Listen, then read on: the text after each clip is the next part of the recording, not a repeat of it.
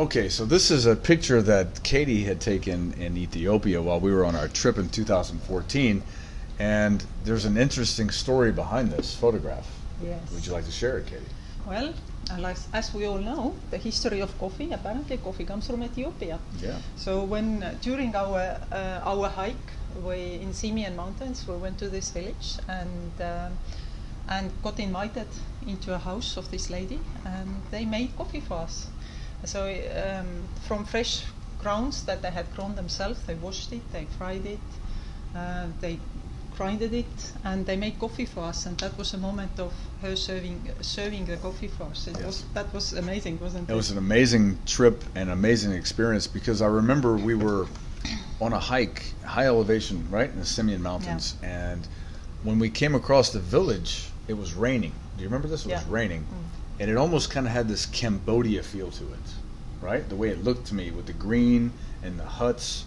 And then we were brought into these huts. It was dark. And then to do everything you described, to make the coffee and become a ceremony, and how important it was to engage in like an intimate setting and have the coffee. Just an incredible experience and moment. And not only do I love the story in this photograph, I have the same photograph hanging in my apartment because I loved it so much. And it's a great conversation piece. When people come over to my apartment, they ask me what this is about, and I love telling the story. It was a fantastic moment. And like you mentioned, when people ask me as an American, where does coffee come from? I always thought Colombia, because when I was growing up, there was always commercials about Colombian coffee. And then to find out later that Ethiopia and Yemen both argue on who started coffee, but Ethiopia claims the title, I believe. It's just an extraordinary story. Yeah, and I guess this is where it comes from. So we went to see where the coffee comes from, and we had the local ladies make it first. And this picture was taken. You remember, it's the houses they live. They are quite big, but it's a pitch black in there. So it was just the fire burning. So it was very challenging to take photos in there. And the picture is kind of misty and blurry, but that's kind of part of the charm, right? And it's very charming, and I remember the light coming in from only the outside, from the door, only gave limited visibility. And you took some incredible photographs, not only of this, but of the scouts sitting at the door, looking outside in the rain, drinking their coffee and holding the cup and their gun, and the smoke from the coffee in the cold air. Yeah. Just, I have that printed as well, hanging up. I think that's just another extraordinary photograph. Yeah. Well, thanks again for sharing your story and your photographs, Katie. Okay. Right, and we are rolling. We are live. Hey, Katie. Hi. All right. I'm so happy that you wanted to do this. One thing that's fascinating about you, for me, as long as I've known you, is not only your photography skills, but the places that you've been to capture your photography. So I wanted to highlight some of your pictures and hear the stories that you have around how you got those photographs. Sure. Sounds good, right? Sounds good. Yeah. So before we get into the pictures, though, let me ask you, when you were growing up in Estonia, did you have like a fascination for photography at that age? Well, yes, a bit. My mother was much into photography, and so I've learned next to her. We had our own darkroom at home, and so I fiddled around with that a little bit and learned, and became more and more interested in it as I grew older. I had my first camera, I think maybe at age 11. Did you? But it's more than photography. It was perhaps traveling. So I think I started traveling when I was 2 years old, because my parents were, always on the road, and they took the children with. So we were always on the road, and I wanted to record my stories. So that's a photography. That's such a great way to capture your stories and then look back on them as memories and then tell those stories later. But the way you capture your photography, the way you have an eye for it, I've learned a lot from you. I mean, I don't have the equipment and the camera essentials that go along with being a professional photographer, but when it comes to like the trained eye of what you see with the colors and the lighting and the landscape and how it blends together with someone's clothes, I've picked up a lot of that from you on some places that we've been. Well, thank you very much. You're That's welcome. comforting to know. It's because you're actually very good. I often look at your photos and compliment you that you have a good eye for it. I appreciate that, and I remember you saying that many times, and that just kind of helped motivate me to continue to take the type of photography that I've actually taken, and to get your criticism or your critiques, I should say, not criticism, but your critiques on the photographs that Oh, I've you taken. want that too? I can do that certainly. I know that. Yeah, it's very easy to throw criticism on my photos. Yes. So I wish I had a better way to display these photographs of yours, because it doesn't do it justice. But I will share these after this is done on my page so that it's a better view. But this photograph really jumps out to me. This is taken in Mongolia, and it's not like you went to Mongolia and got on a tour trip or a tour guided trip and drove out to some place for 3 or 4 hours. You lived in Mongolia many a times with people in their yurts and had the exposure to see what their lifestyle is like. So can you explain what was going on in this photograph and how you got this photograph? Yeah, well, that was my first trip to Mongolia. I've done 3 to date, and I lived with his family. Unfortunately, I've forgotten the guy's name, but shame on me. But yeah, so it was just the start of the winter season. It suddenly got very cold, and they were very busy moving into their winter house. And I stayed with them and froze to death most days, and just witnessed the life and tried to photograph the moments. I mean, the Mongolia itself, the landscape of it, the clouds, it's just magnificent. The backdrop by itself, you don't need to do much, just point and shoot, really. Yes. So when you say it was cold, were you living with them in the dead of winter, or is it cold all the time? I done 3 trips to Mongolia, one in the dead of winter, and my God, this was cold. I mean, Really? Bucket of water, full of water, solid froze overnight next to my bed. I mean, I don't know how much is bucket of water, 20 liters? Yes. Something like that. Solid frozen through the night. But, All the way through. But over there as well, we had snowstorms. It was serious -degrees at night, and it was cold. I wasn't prepared for it. Yeah, so this is, we before spoke about eating mutton. This is how I began to appreciate mutton. Mutton. So you ate mutton every meal, every day, Yeah. all the above. Yeah, but that was the only thing that kept me warm. This Was mutton. warm mutton. Warm. And isn't mutton like old sheep or old lamb? Yeah. No. Right? Isn't that what that is? The stinky butter. The seasoned Yes. quality of the aging process. Yes.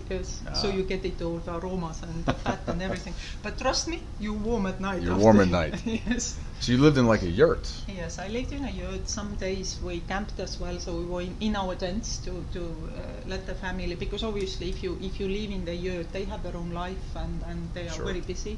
So you would get on the way. So some nights we would stay in our tents outside the yurts, but some nights we would be with our families as well. So just Wow. all lined up on the floor and.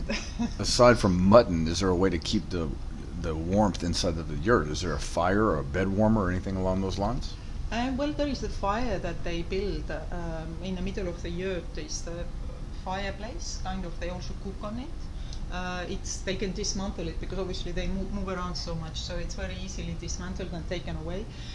But they build a fire, and when fire is there, it's very warm. But the moment the fire is not there, it's Cold, very fast. Yeah, it is.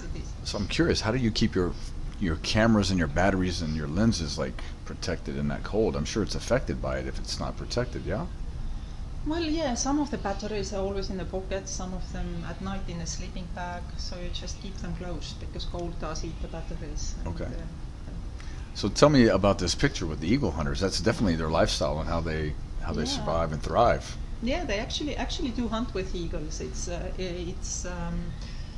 I mean, a lot of these old sports are done for festivals or to show tourists, but they actually live like this. They actually go hunting because in Mongolia there isn't much to eat in the winter, and so they go after the rabbits and foxes and that's and marmots. Really? And Yeah. what else? How about deer? I've seen this on some of the wildlife channels where they send the eagles after like full deer. Did you see that at all? No, I've seen a video of eagle going after a wolf. They have two Yes. wolves there In but- Mongolia, yeah. Yeah, but I haven't seen it. But yeah, in the winter in the summer season the eagle pretty much just sits there and gets fed. But in the winter season, eagle has a job role to play, and it's the whole relationship between the eagle and eagle hunter it is a story in itself. And I know you've seen the documentary documentary about it all, how they go and collect the bird from its nest when it's amazing, yeah. And then they become almost as if a mother to a bird and create this bond and relationship and trust between them. And when the bird becomes 10, 11 years old, they let them go back to the nature so they can go and have a family and have a full life still. So they kind of borrow it, the bird from the nature, and the bird is part of the family, and it's amazing to witness. Part of the family. The name of the documentary, Eagle Huntress, what was the name of it? Do you remember the name? Yeah, Eagle Huntress. Eagle Huntress, yes. I happened to stumble across that by accident, and I loved it. After I watched it, I reached out to you and I said, hey, have you seen this documentary? And then you told me, not only did I see it, you were actually in Mongolia taking your photographs while they were actually filming it, and she won the games. Yes, I was there at these games, so it was incredible. I didn't know. I heard the rumors that they are filming and making a movie, and I didn't know what it was about. So I do have some photographs of her as well, and being there and witnessing, and obviously it was incredible to watch the documentary, bringing back so many memories, and so many of my photos is a scenes in a movie, and it's like, okay, I was there. You were there, you took the photograph. I took the photo. Yes. I have it. It was very emotional for me to watch it, and having been with these people and witnessed, it's very moving, at least for me. And Sure. I think you also share the thought. You like the documentary. I do, very much so. It captured quite a bit about the Mongolian lifestyle, and then of course seeing your photographs and what you shared with me, it just kind of put all of that together. But when I see a photograph like this, I'm always curious. I can imagine, at least how I view this photograph, is how long you might have waited, how long in the cold, how long you had to travel to, how many hours went by where you watched the people prepare their horses, get the eagles ready, before this photograph was actually available for you to take the shot of or find it. Do you feel that's the case for you, where you're doing a lot of waiting around and observation? Well, yeah, because Mongolia, if you stay with people, you kind of step into their lives, and obviously their lives are all about survival. It's cold, they need to think of food, they need to prepare for winter. So you are there, and whereas they are very accommodating. The reality is life needs living. So you're kind of outside, and you have to almost wait around and see when the opportunity presents itself. So you can't get on the way because it's just things are happening. Sure. Yeah. So it's not. It was very. This picture is posed actually. So he took his eagle out and got on his horse in his full outfit, and it was a kind of a proud moment for him because. Yeah. I wanted to take a photograph. And then they later invited me into their home as well. And they all sat in a corner of their house, and I photographed them. And honestly, being allowed this privilege, I felt like, you're stepping into a house of God. Should I take my shoes off? It was really a privilege to spend time with these people and witness the life. It's different life as we know. Some places that I've traveled to, and people are very rich in their culture traditionally, they get offended when there's people taking photographs. Is Mongolia that way, or were they very welcoming, where you didn't feel intrusive?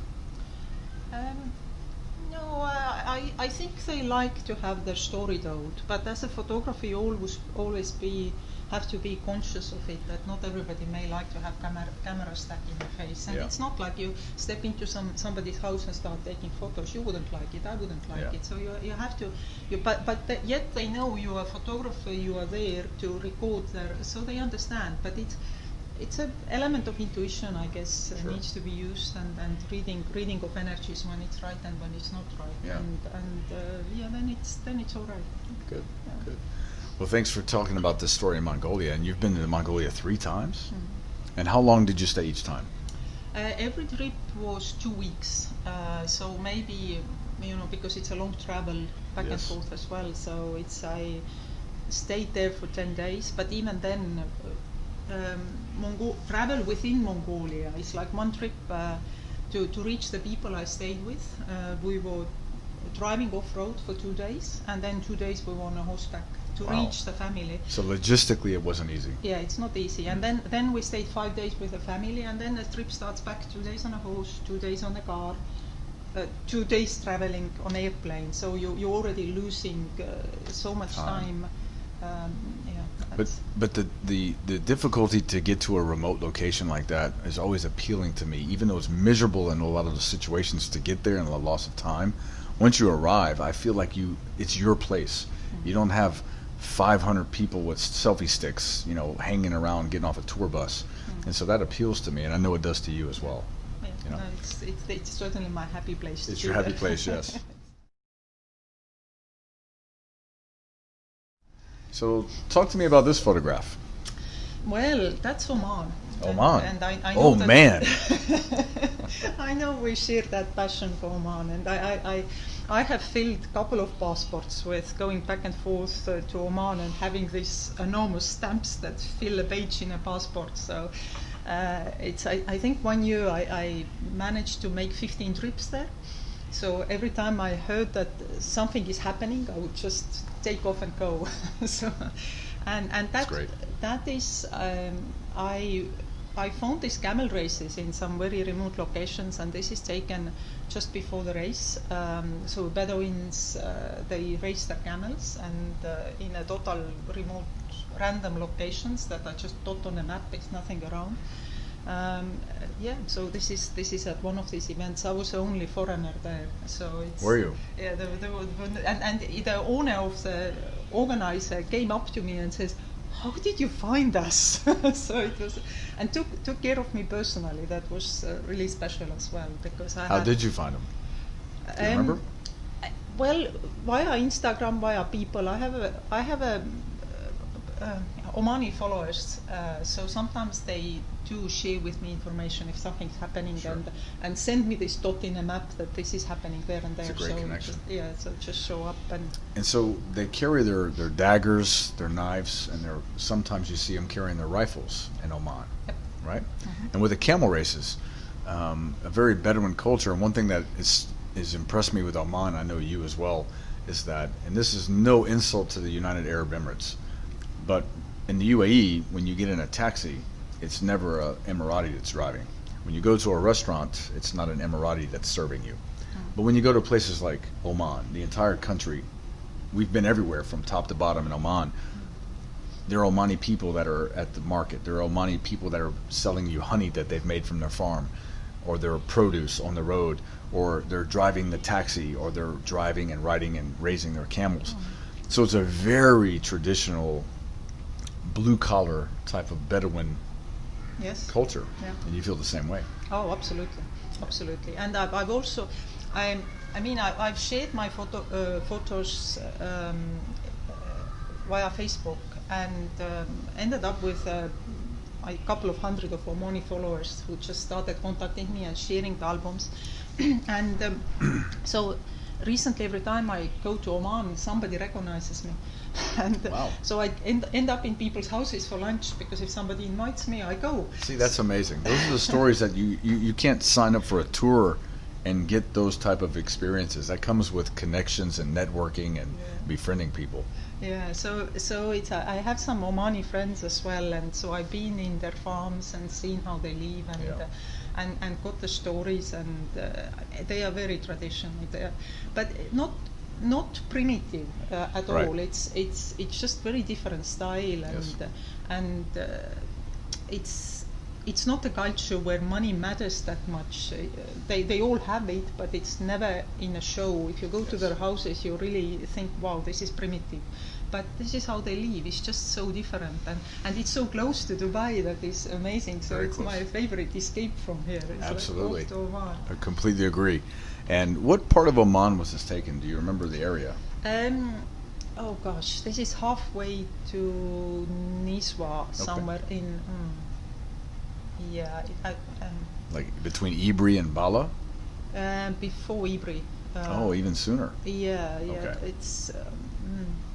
Yeah, I've forgotten the place now, but it really is totally off the map. We found a hotel that's maybe 40 kilometers away from that dot in a map. so there's nothing there. It's a total random place, really, on the Well, roadside. I'm going to share your Instagram, because some of the photographs you've taken in Oman, with the close-ups of the faces in the crowd, the faces that are at the markets, the things that they sell in the market, their lifestyle, just like in Mongolia, are amazing photographs. So this one is near and dear to both of our hearts because this is a trip we did together. And this is a local scout that's on top of the Simeon Mountains overlooking the landscape. You want to expand on this? Well, yeah, it was amazing hike, and we happened to both be there.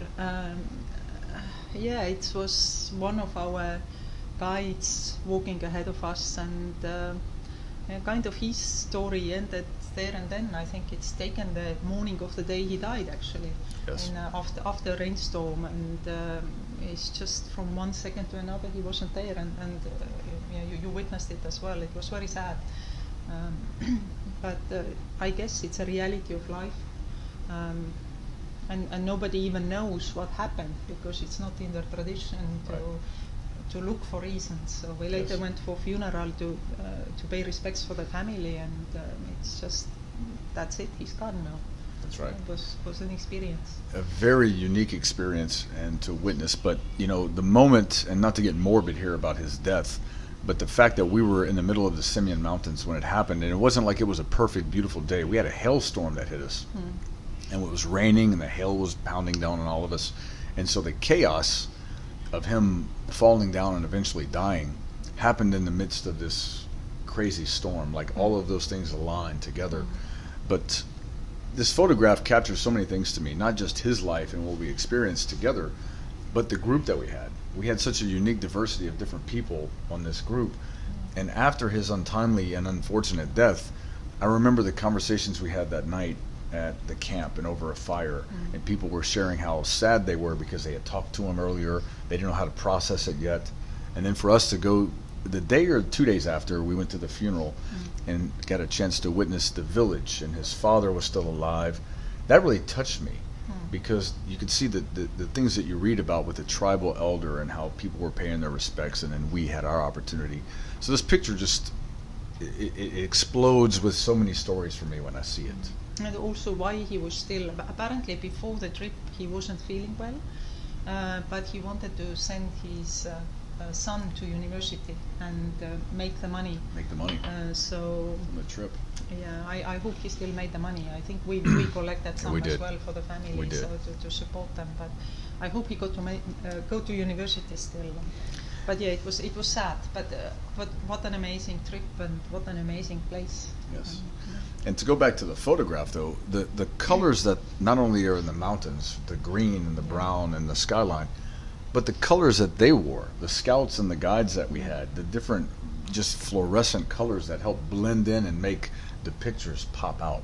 And I noticed with you in your photography, you were catching that with the way it looked in the skyline, and I started following your lead with my camera. Of course, my camera was a phone at the time, nothing more than that, and I'm trying to get the angles right. Yeah, for me, I realized that I don't do many landscapes, and you probably have noticed it as well, because if I look at the landscape, it's just a landscape. It's empty. I need a person. Can you go and see? And how many pictures I have you in the landscape? Or I said, jump in the picture. Go and sit there. Yes. In fact, not to interrupt you, one of my favorite photographs was taken of me in Ethiopia by you, and I had no clue that I was being photographed. Like you said, you've put me in positions where you're like, get out there and pose for the picture. But this one, I was literally just observing from a perspective of being up there in awe, and you took this picture with the long lens.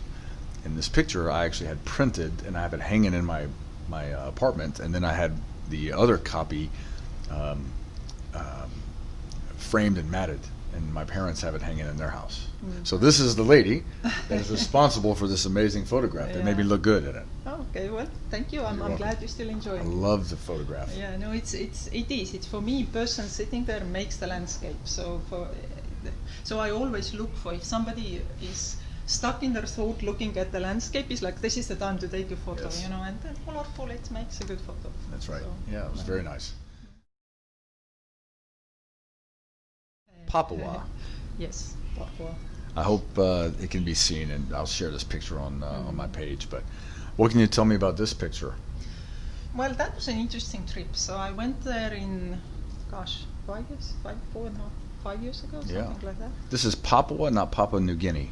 It's an island of Papua New Guinea, Okay. but it's West Papua. That is West not the Papua. country of Papua New Guinea. It's part of Indonesia. Oh, okay. But it's an island of Papua New Guinea. And you've been to both then? No, No, I just haven't. Papua. Just West Papua. That is Okay. part of Indonesia.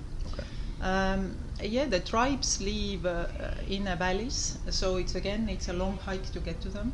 So we had training every day, sliding in the mud, and it was an interesting like trip.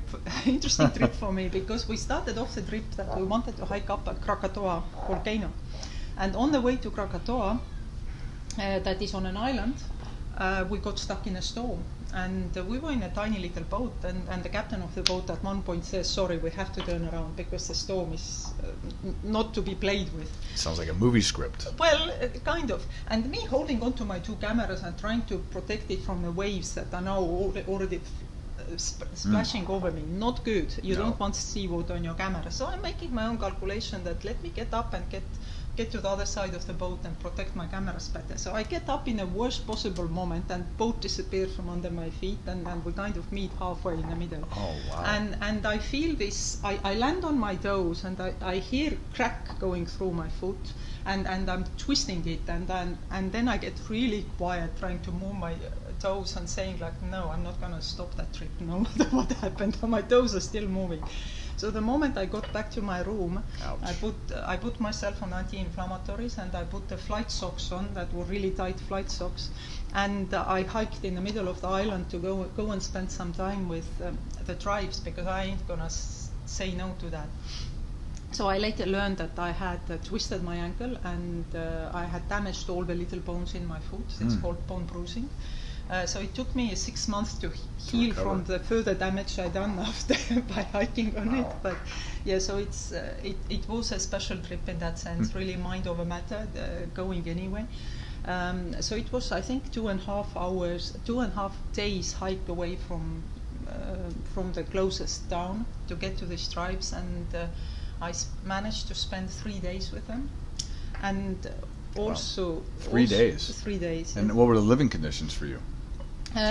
Well, we didn't live with them, even though there was one lady who adopted me, and she really wanted me to stay with her, and I would have, but her husband got strangely excited over the idea, so I slightly freaked out and thought maybe not. Yeah, good call. Don't know. Men are all the same, and no matter what culture, it sounds like.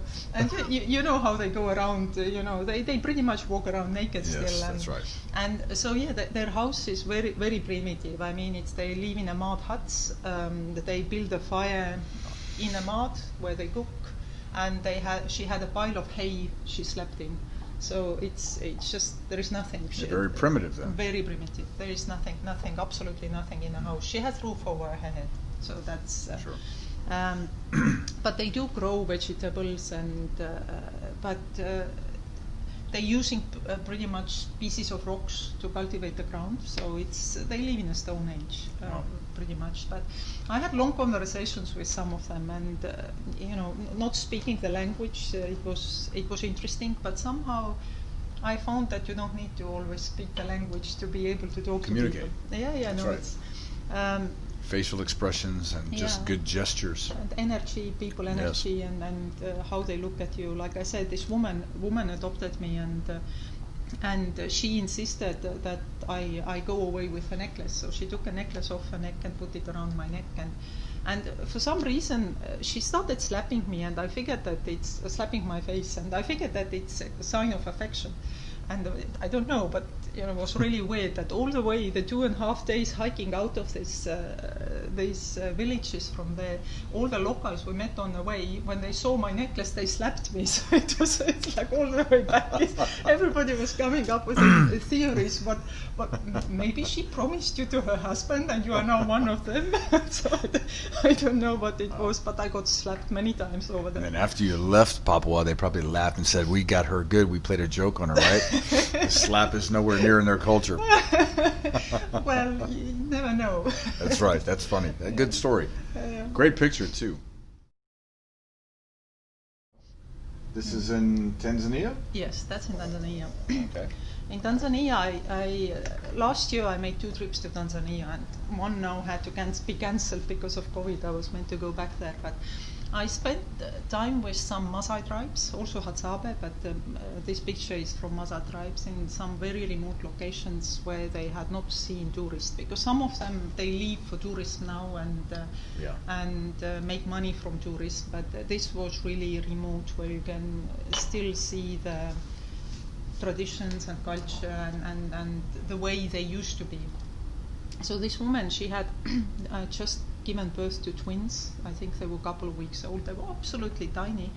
There is a lot of things to be said about women giving birth in these conditions and what they do. And imagine. And it's even the child being so small. It's like, why are the children so small? So apparently Maasai women stop eating 2 months before giving birth, so the child wouldn't grow too big. And it's just too much painful and too dangerous to give birth to a big child. Amazing. And so for first 3 months they don't leave their houses. They are totally inside with their babies. So it was a privilege to go in and see her with her baby. And the picture was taken. It's a pitch black over there, and it's somebody put the torch on a mobile phone and put some light on her. So this picture was in the complete darkness, and somebody put a torch on the phone. Yes. And that's how you captured it. Yes. Wow, that's beautiful. Yeah, and she had another baby behind. And another tradition they have, if woman is blessed with twins, usually they would give one away. So that it's too much blessing. Children are a blessing from God, sure. and two, you would be greedy to keep both. So when you say give the other twin away to someone inside their same village. Yes. To take care of a family without a child or lady without a child.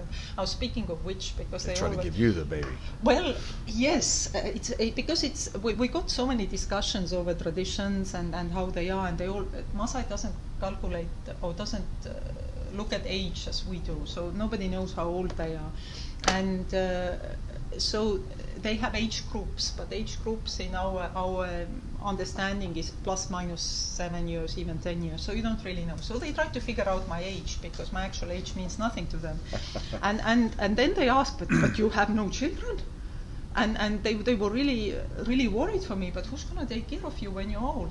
So next day, a couple of ladies came to me quietly and said, listen, we'll make you one.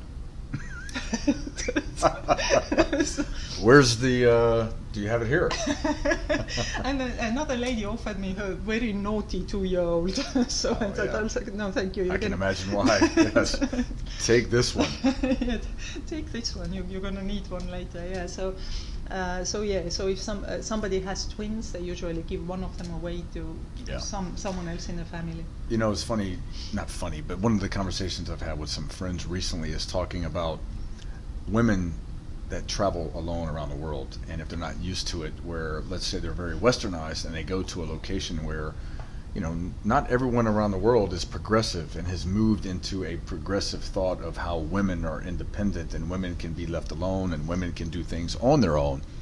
And it's a culture shock when you go into some of these countries where it's like time has stood still or you've gone in a time capsule backwards. And just because you might be independent in thought, you're well educated and you enjoy traveling, you can be easily offended by that. But one thing about you is because you're so well traveled, this is not new to you that people can come across and have a conversation like, why don't you have a child? At your age, how do you not have a child? We'll take care of this for you. Who's going to take care of you? That's how well traveled you are, that you know how to engage in those conversations and make light of it or just basically take it for what it is. And that's something that I commend you on, and not to mention people could learn from. Yeah, no, we had even men. At one point, I had long conversation, and even men gathered around, and you're a woman, and you don't have a husband, and but how do you manage?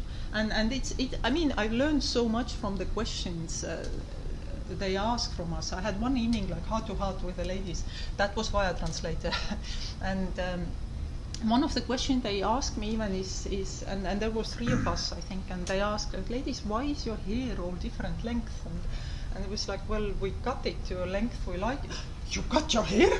So it's for them was a total surprise. Like, what? So yeah, to go back to Oman, this has happened to me a few times, and I think you might have even witnessed this one time where we were out in the middle of the mountains somewhere in Oman, and there was a Bedouin family, and the gentleman came up to me, and I was hosting a hike with 3 ladies, so it was me and 3 ladies. He thought they were all my wives, and then when I explained to him, no, they're my friends, they are all married or they have a fiance, he couldn't comprehend, couldn't understand it, and basically was telling me that I should ask them to be my wives and I should take care of them. Well, why didn't Well, maybe I did. You just don't know about it yet. I'm trying to hide it from the IRS in the United States to pay taxes. But no, I mean, it was a very interesting conversation because when he first came up to me, I thought he was just trying to make conversation and joke. But then I realized quickly that when I laughed, he did not. So he was very serious about this. So, you live and you learn, right? But thanks for talking about these different photographs, and you have so many that I could personally choose from that I think are great. Again, I'm going to share your Instagram so that people can see your beautiful photos. I mean, you take some remarkable photos, and I've known Katie for 7 years now, and we've done plenty of trips together. And I remember being in all of your photographs 7 years ago, and then you were very critical of your own work. You're like, no, I can get better. I can work on this. A year later, I would say, look how beautiful this photograph is from last year. And you're like, that's a horrible photograph. Look at this one. And you took a new one somewhere else. And I could just see your progress and how much you've improved. And it's just fascinating. So I look forward to sharing that so people can see it, And the last thing about Katie is that not about photography, but hiking. So we talked about Ethiopia. I actually wrote a blog and I wrote an article about our trip in Ethiopia. But what amazed me about you is that you never hiked before, and somebody had told you about hiking, and you were like, okay, I'm going to try this. Mount Everest Base Camp. Okay. And you just went and first time you ever hiked, you hiked Mount Everest Base Camp. Well, it wasn't only that. It was So Mount Everest. I thought if you do a hike, do a proper hike. So I said, okay, so Mount Everest. Can you believe this? When would be the best time to hike? I want blue skies. I don't want people. February. In February in the Himalayas. I totally failed to check the temperatures, right? And then I said, once I'm already up there, I want to see Kokyuri too. So I done 2 back-to-back hikes. So I was up there for Bhutan. 3. No. Bhutan was a year later. Okay. But so Kokyuri is also in Everest region, but it's there are glacial lakes, but it's a slightly different region. So you kind of go one way, come back, and go other way to go Everest Base Camp. So I was hiking for 3 weeks, and I mean, I thought I was going to die up there some days because. And that was the first time you really hiked. Yes. Yeah. See? There's always a way, people. Yeah, but it was mind over matter. But it was so hard for all of us. It was 5 of us up there, and every day we would sit around the fire, and I can't swear here, can I? Sure, let it rip. What the fuck? So why am I doing this to ourselves? Seriously, every day I would go to sleep wondering if I wake up next morning because I had no experience in. Hiking. I had no experience with high altitudes, and doing it in minus 30 degrees or more. Snowstorms we were stuck in, and it was very challenging. Yeah. And sleeping in minus degrees, it was a challenge. But less than a year later, I was back in Himalayas, so it must have been not too bad. So that's great. Well, I appreciate your time and telling me these stories and talking about these photographs. Thank you so much. Oh, thank you. Well done. Good job.